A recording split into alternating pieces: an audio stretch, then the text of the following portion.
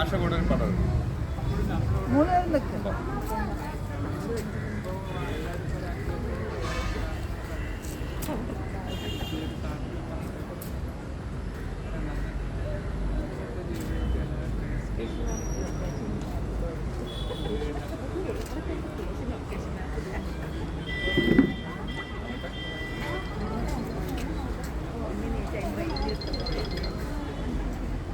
ഒന്നടച്ച് hello ഒരെണ്ണം കുഴപ്പമില്ല ഒരെണ്ണം കണ്ണടച്ച് ഹലോ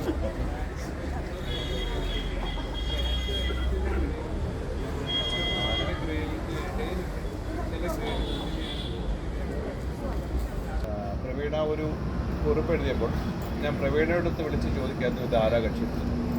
അങ്ങനെയാണ് ഞാൻ രഞ്ജിത്തിനെ വിളിച്ച് സംസാരിക്കുകയും രഞ്ജിത്തിൻ്റെ ചിത്രങ്ങളെ കാണണമെന്ന് പറയുകയൊക്കെ ചെയ്ത ഒരു മോമെൻറ്റിലാണ് 1-2 ദിവസം കഴിഞ്ഞപ്പോഴാണ് രഞ്ജിത്ത് ഇങ്ങനൊരു മീറ്റിംഗ് ഇവിടെ കൂടുന്നുണ്ടെന്ന് തീരുമാനിച്ചത്.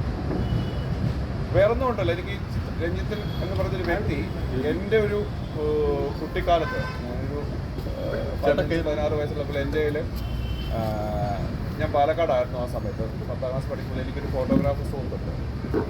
അപ്പം അവൻ്റെ കയ്യിലൊരു ക്യാമറ ഉണ്ട്. അപ്പം ഞങ്ങളിങ്ങനെ ഈ പടമെടുത്ത് അപ്പം സാധാരണ രീതിയിൽ അയാൾ സ്ഥിരമായിട്ട് ഫോട്ടോസ് എടുത്തുകൊണ്ടിരുന്ന മുഴുവൻ ഈ പാടങ്ങളിൽ ഞാൻ ഇവിടെ വന്നപ്പോൾ എനിക്ക് ഏറ്റവും സന്തോഷമുണ്ട്. ഇതേ കൊറ്റികൾ അന്ന് അവിടെയും വന്നിരുന്നു ഈ ചർച്ച ചെയ്യാൻ. ഞാൻ അതാണ് ചോദിച്ചത്. ഇതേ ചർച്ച ചെയ്യുമ്പോൾ ഇത്തരം കാര്യങ്ങളിപ്പോൾ ഈ കൊറ്റികളുടെ പടമായിരുന്നു അന്ന് കൂടുതൽ എടുത്തിരുന്നത്. കാരണം കൊറ്റികളും മീനും കലർന്ന ഒരു പുഴ ഭാരതപ്പുഴയുടെ തീരത്തായിരുന്നു. ആ ഒരു സ്വഭാവം കുറേ കാലത്തിന് ശേഷം വീണ്ടും ഇവിടെ വന്നിട്ട് ഈ ഫോട്ടോസിനെ കുറിച്ച് സംസാരിക്കുമ്പോൾ എനിക്ക് കിട്ടുന്നത് ഈ ഒരു ഇൻഡിക്കേഷൻ പോലെ ആക്കുന്നതിനകത്ത് അയാളുടേതായ ഒരു ഭാവന കൂടി അതിനകത്തേക്ക് കൊണ്ടുവരുമ്പോൾ അത് കിട്ടുന്നതാണ് ഇതിനകത്ത് മനുഷ്യരൂപങ്ങൾ എന്നുള്ളത്. കാരണം മനുഷ്യരൂപങ്ങൾ തന്നെ ആകണമെന്നില്ല. കാരണം അദ്ദേഹം അത് മനുഷ്യരൂപങ്ങൾ എന്ന് പറയുമ്പോൾ എനിക്കത് ചിലപ്പോൾ വേറെ രീതിയിലാണ് കാണാൻ പറ്റുന്നത്. ഞാൻ ഈ കഴിഞ്ഞ ദിവസങ്ങളിൽ തിരുവനന്തപുരത്ത് ഫൈൻ ആർട്സ് കോളേജിലൊരു ആർട്ട് എക്സിബിഷൻ നടക്കുന്നുണ്ട്.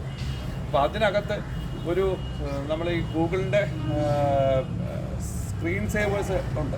അത് പല നിറത്തിൽ, കാരണം ആചുപിച്ചുകൊണ്ട് പല പ്രദേശങ്ങളുണ്ട്, ലാൻഡ്സ്കേപ്പുകളുണ്ട്, കാടുണ്ട്, അങ്ങനെ പല സ്ഥലങ്ങളുടെ ഈ വിഷ്വൽസ് ഇതിനകത്ത് കാണാവുന്ന ഗൂഗിളിൻ്റെ സ്ക്രീൻ സേവറായിട്ടുണ്ട്.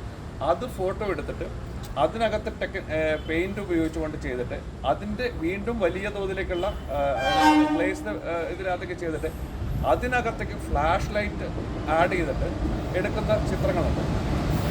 വേറൊരു തരത്തിലുള്ളൊരു കാഴ്ച അതിനകത്ത് കാണാൻ പറ്റുന്നുണ്ട്. കാരണം